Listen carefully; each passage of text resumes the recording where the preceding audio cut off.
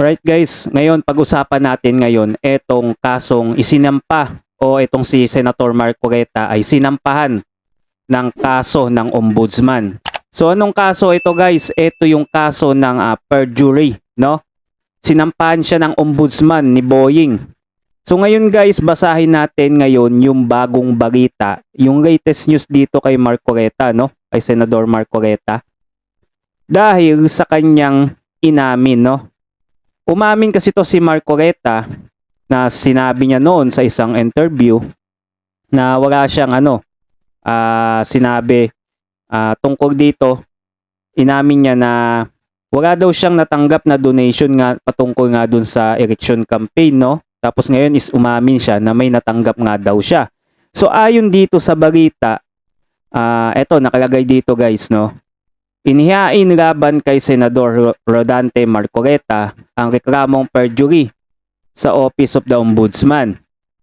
Tapos, matapos umamin umano siya sa isang interview. Ayan, so umamin pala to si Senador Marcoleta, no, sa isang interview na tumanggap siya ng campaign donation habang nagdeklara ng zero contribution sa kanyang 2025 campaign finance report.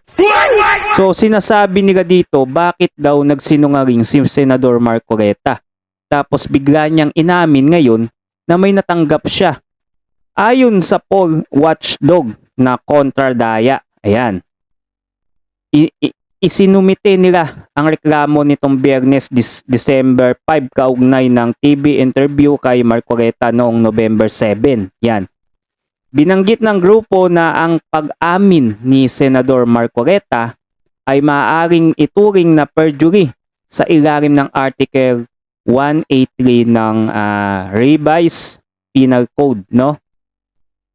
The admissions show that he consciously chose to declare zero contribution precisely to avoid disclosing his donors despite knowing that the law required him to do so sa sa reklamo, no? Ayan. So mukhang may nakita silang butas dito kay Senador Marcoleta. Tignan natin yung comment ng mga netizen dito guys, no? Ang daming nag-react dito tungkol dito sa kaso na isinampa kay Senador Marcoleta. So ayon dito sa isang netizen, kung sakaling guilty verdict, sana maipataw sa kanya ang pinakamabigat na parusa, 10 taong imprisonment, milyong multa at pagtanggal sa public service, no? Ayan, isa to sa mga comment dito, tingin ko galit to sa mga DDS, lalo na dito kay Senator Marcoleta, no? Dapat kumilos na ang INC for the last time. Ito pa yung isang comment ng netizen natin. Tahimik na kasi ang pamunuan ng Catholic Church na dating kilalang matapang sa pagsalungat sa mga tiwaling pangulo ng bansa.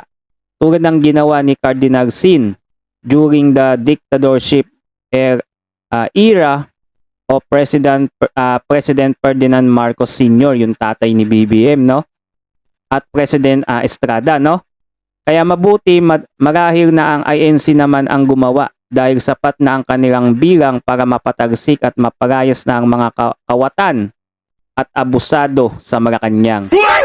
Yan. So ewan ko guys kung sapat ang INC, no? Kasi sa bagay, sa dami ng INC, tingin ko kakayanin din naman kung magsasama-sama.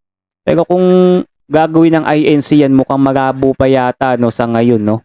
Hindi ko lang alam kung gagawin ng INC yan. Pero tingin ko malabo pa yan. Then ayon din dito sa isang comment, ginawa na naman ng butas basta laban talaga sa Duterte, inuunti na talaga. Yan.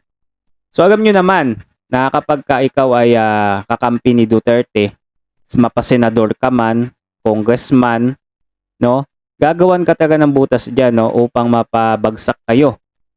Kagaya na nga lang nung iba nilang mga ginawa, no? Ito pa. Ito, may nakita tayong comment dito.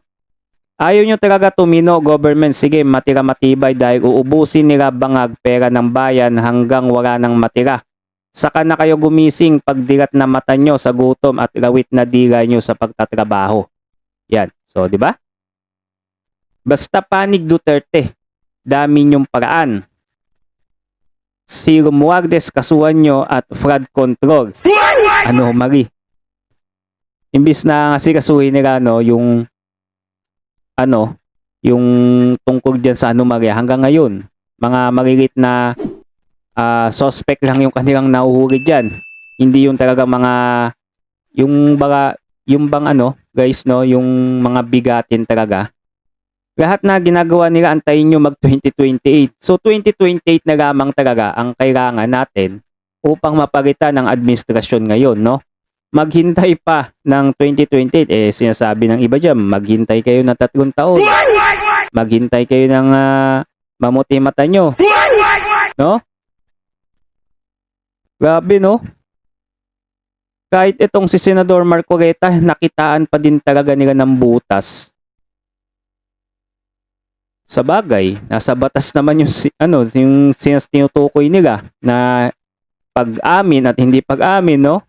Kayo nang bahala guys na humusga diyan, no? Anong masasabi ninyo? Comment down below kayo sa video natin. Kung nakaabot kayo sa video natin, huwag niyo na din kalimutan mag-subscribe guys, no? So happy 2 subscriber na tayo ngayon guys. Sana is umangat pa yung ating subscriber, no? Sana mag-subscribe kayo. Salamat. So hanggang dito na lang. Thanks for watching. Hanggang dito na lang guys. Goodbye.